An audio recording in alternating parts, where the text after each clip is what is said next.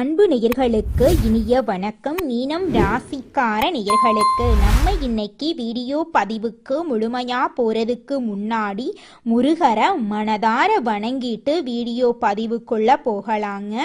ஓ முருகா போற்றி, ஓ முருகா போற்றி, ஓ முருகா போற்றி, எனைக்காக்கும் முருகனே போற்றி. நல்லதே நடக்கும், நல்லது மட்டும்தான் நடக்கும். நம்மளோட மீனம் ராசிக்காரங்களை பொறுத்த வரைக்கும் ஆண்டவனே கண்கண்ட தெய்வம் அப்படின்னு வாழக்கூடியவங்களா இவங்க இருக்காங்க. இவங்க கற்பனை உலகத்துல வாழ்ந்துகிட்டு இருக்காங்க.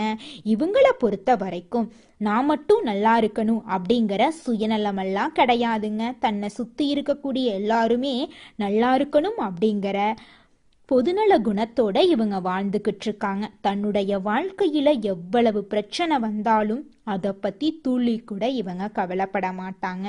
ஆனா நெருங்கிய உறவின் வாழ்க்கையில ஒரு பிரச்சனை வருதுன்னு வச்சுக்கங்க, ஓடி போய் உதவி செய்யக்கூடியவங்களா இவங்க இருப்பாங்க.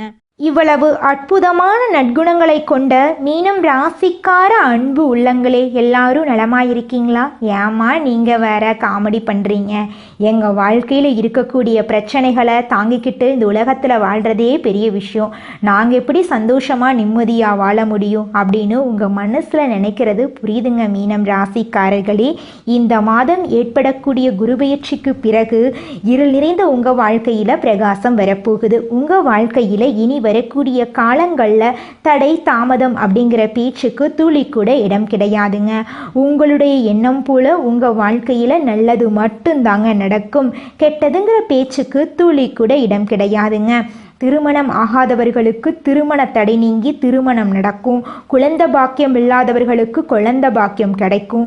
பூர்வீக சொத்து ரீதியாக இருந்த அனைத்து பிரச்சனைகளுக்கும் தீர்வு கிடைக்கக்கூடிய மாதமாக இந்த மாதம் உங்களுக்கு அமைஞ்சிருக்குதுங்க.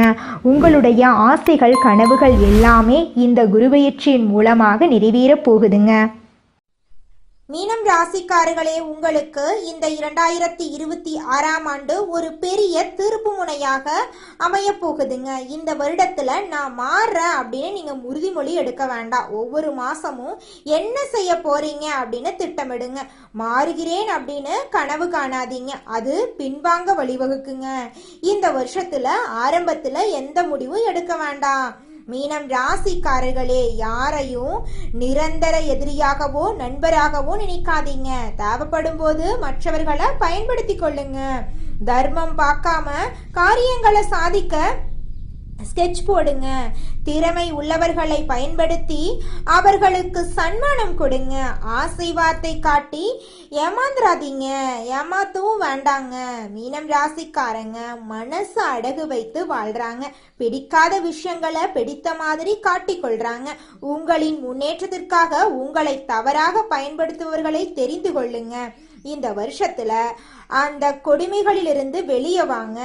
எதிர்பார்த்த பணவரவு கிடைக்கும். அரசியல் பிரமுகர்களின் ஆதரவு கிடைக்கும். அரசியல்வாதிகளுக்கு இது சிறந்த நேரம். சூட்சம அரசியலை புரிந்து கொள்ளுங்க. கொள்கை அரசியல் ஒரு பக்கம் இருந்தாலும் யதார்த்தத்தை புரிந்து செயல்படுங்க. தொழில்ல பொற்காலம், புதிய யோசனைகள் பெருகும். சாணக்கிய தந்திரங்களை பயன்படுத்த வேண்டிய நேரமா உங்களுக்கு இந்த நேரம் இருக்கு.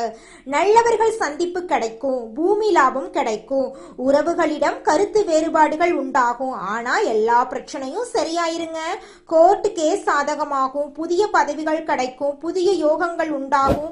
திருமணம் ஆகாதவங்களுக்கு திருமண யோகம் கைகூடும். வெளிநாடு சம்பந்தப்பட்டவர்களுக்கு நல்ல யோகம் அமைய போகுது. வெளிநாட்டுல தொந்தரவு இருந்தா சொந்த நாடு திரும்புங்க. லாபமெல்லாம் உங்களுக்கு வியாபார கிடைக்க போகுதுங்க. எதற்காவது அடிமையாகும் வாய்ப்பு இருக்கு. அதனால பார்த்து நிதானமா நடந்துக்கோங்க. தெரியாத விஷயத்த நீங்க பேசவும் கூடாது, செய்யவும் கூடாதுங்க. முயற்சி பண்ணவே கூடாதுங்க. மயக்க மருந்து கொடுக்கிறவங்கள போல நடிப்பவர்களிடமிருந்து தப்பிக்க 100% நீங்க நடிக்க வேண்டியதா இருக்கு. இந்த காலகட்டம் உங்களுக்கு உங்களுடைய ஆசைகள் கனவுகள் எல்லாமே நிறைவேற போகுதுங்க. மீனம் ராசிக்கு இது ஒரு இரண்டாவது வாழ்க்கைங்க, இரண்டாவது புரட்சிங்க. மனச குழப்பிக்கொள்ளாதீங்க.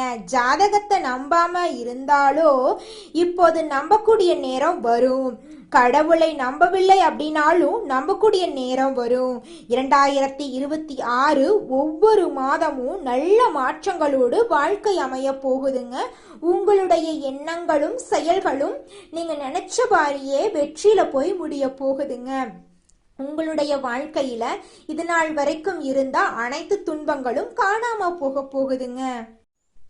பணவரவை அதிகம் எதிர்பார்க்கும் குணமுடைய மீனம் ராசியினரே, இந்த மாதம் கடன் தொடர்பான பிரச்சனைகள் தீரப்போகுது.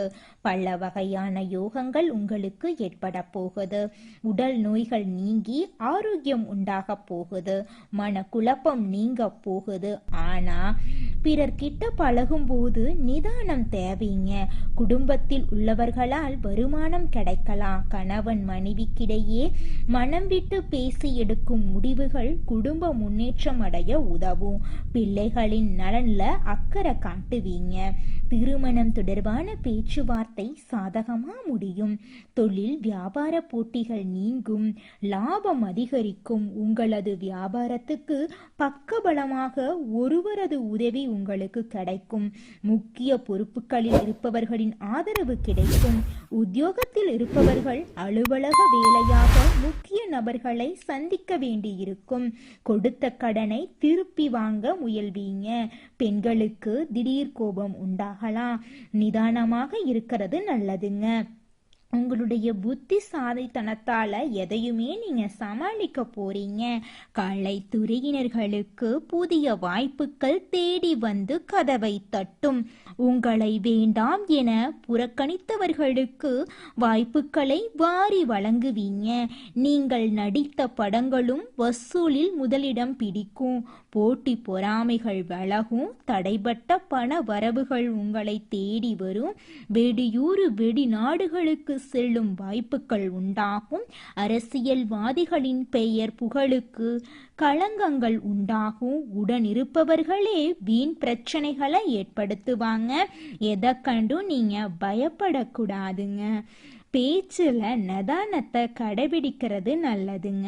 எதிர்பாராத பயணங்களால அனுகூலம் ஏற்பட்டு மன நிம்மதி உண்டாகும். அலைச்சல்கள் அதிகரிக்கும்.